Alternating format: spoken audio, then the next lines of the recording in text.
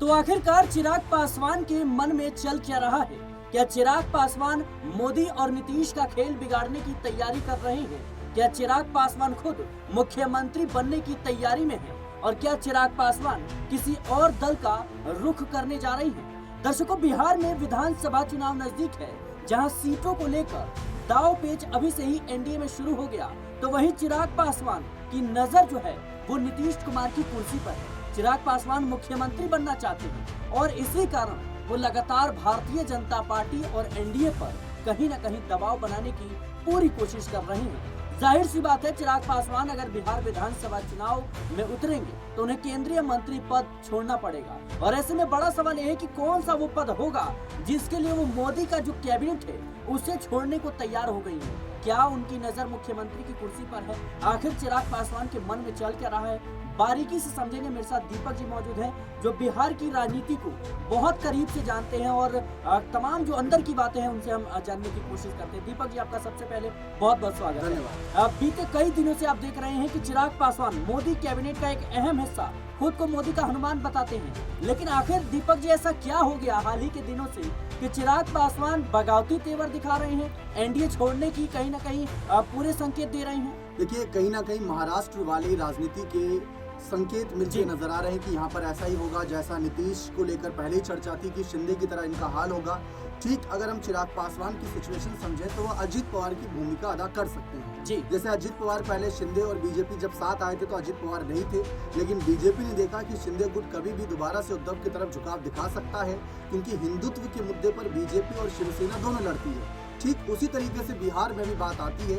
NDA दल के पुराने साथी रहे हैं चिराग पासवान की, अगर हम पार्टी की जिक्र करें, लेकिन एक समय था जब 2005 के समय पर लालू के 15 साल के कार्यकाल को रोकने में कहीं ना कहीं चिराग पासवान के पिता रामविलास पासवान ने बड़ी भूमिका अदा करी थी 29 सीट जीतकर। 29 सीट जीतना भी, अगर आज के समय चिराग 29 छोड़े अगर 19 भी जीत जाते हैं बिल्कुल, तो कहीं ना कहीं किंग मेकर बन सकते हैं, यानी सीधे मुख्यमंत्री का दावा ठोक सकते हैं, ये कह रहे हैं? बिल्कुल, क्योंकि अगर हम देखें बहुत से ऐसे कम, अगर हम हाल ही में बात करें जब नीतीश कुमार ने पाला बदला था तो आपने भी खबरें सुनी होंगी कि मांझी जिनके पास 4 विधायक हैं उन्हें आरजेडी की तरफ से ऑफर जा रहे थे कि आप अगर हमारे साथ 4 विधायक ले आते हो और एनडीए दल की कुछ और विधायक भी तोड़ लाते हो जिनकी संख्या 8 से 12 हो तो हम आपको सीएम पद भी दे सकते हैं। तो ऐसे तमाम कयास लगाए गए थे। फिलहाल चिराग की स्थिति अजित पवार वाली नजर आ रही है, क्योंकि आप कह रहे हैं मुख्यमंत्री पद की दावेदारी के लिए, लेकिन उतना भी दूर नहीं जाते। अगर हम डेप्यूटी सीएम की बात करें, जैसे महाराष्ट्र में शिवसेना का एक डेप्यूटी सीएम, एनसीपी का एक डेप्यूटी सीएम और बीजेपी का सीएम, शायद बिहार में भी बीजेपी वही बात लागू करना चाहती है कि कल को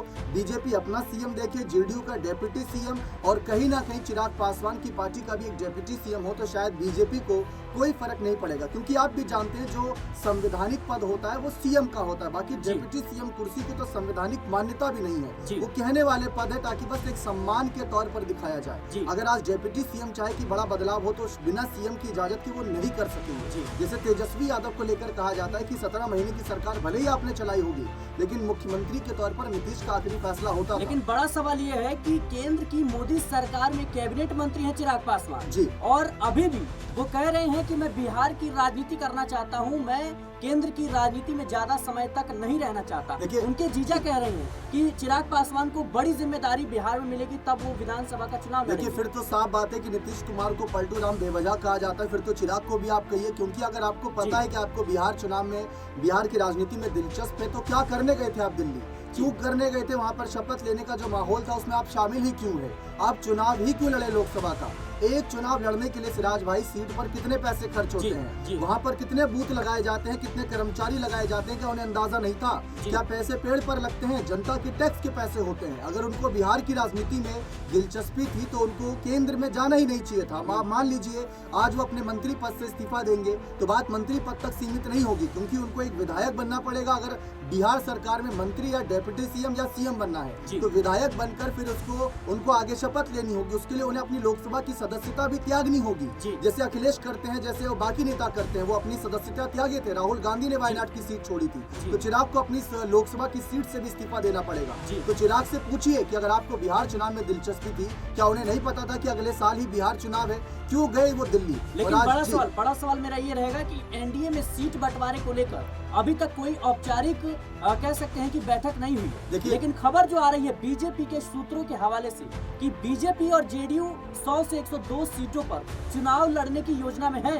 चिराग पासवान जहां 50-60 सीटों की बात कर रहे हैं, तो चिराग पासवान को 28 से 30 सीटों पर कहीं ना कहीं जो सहमति है वो बन रही है। लेकिन जीतन राम मांझी जो 40 सीटों की मांग कर रहे हैं, उन्हें 7 सीटें दी जा सकती है। उपेंद्र कुशवाहा जो है उनको 4 सीटें दी जाती है। क्या लगता है आपको, चिराग पासवान महज 28 सीटों पर मानेंगे या फिर वही खेल करेंगे जो 2020 में किया था? चिराग पासवान को पता है 2020 में उन्होंने कोई खेल नहीं किया था, बस नीतीश की सीटें ही घटाई थी, बीजेपी को वही फायदा हुआ था। चिराग पासवान पिछली बार 130 से अधिक सीटों पर चुनाव लड़े, क्या वो 3 सीट भी जीते? नहीं जीते। तो उन्हें पता है कि बिना गठबंधन की कोई ताकत नहीं है। अगर आप जनसुराज की बात करें, प्रशांत किशोर दिन रात सुबह शाम रैलियां प्रचार प्रसार कर रहे हैं, लगातार बिहार यात्रा पर हैं। कब से वो बिहार में घूम रहे हैं, लेकिन आज सर्वे क्या कहते हैं कि अगर आज चुनाव होंगे तो 1 सीट जीतेंगे। गठबंधन में नहीं है कोई, क्योंकि वह जानते हैं कि गठबंधन की ताकत क्या है। अगर हम बिना गठबंधन वाली पार्टी का हाल देखें तो बहुत बुरा है, और गठबंधन वाली पार्टी का हाल देखें तो जीत मिल जाती है। अगर 5 की 5 सीटें इन्होंने लोकसभा में जीती तो उसमें बीजेपी जेडीयू की बहुत बड़ी भूमिका थी। अगर आज चिराग को अकेले खड़ा कर दिया जाए तो शायद परिवारवाद के मुद्दे में ही उनका विकेट गिर जाएगा, यानी उनके कहीं ना कहीं पार्टी के पूरी तरीके से परिवारवाद के आरोप में पार्टी को जवाब देना पड़ जाएगा। क्योंकि खुद चिराग रामविलास पासवान के बेटे, उनके जीजा अरुण भारती, वो भी लगातार आगे उतरते रहते हैं। शांभवी चौधरी की बात कर ले, वो भी परिवारवाद के चेहरे से, तो क्या जवाब देंगे इस मामले पर चिराग पासवान? जाहिर सी बात है दर्शकों की चिराग पासवान को लेकर इस वक्त कई अहम सवाल उठ रहे हैं, क्योंकि जिस तरीके से बिहार विधानसभा चुनाव नजदीक आ रहा है, सीटों को लेकर दांवपेच फंसता हुआ नजर आ रहा है। अच्छा, एक आखिरी छोटा सवाल पूछना चाहूंगा दीपक जी, चिराग पासवान का क्या रुख रहने वाला है? तेजस्वी यादव से हाल ही में उनकी मुलाकात जो है चर्चा का विषय बनी थी। प्रशांत किशोर लगातार कह रहे हैं कि चिराग मेरे दोस्त हैं, पुराने सहयोगी रहे हैं।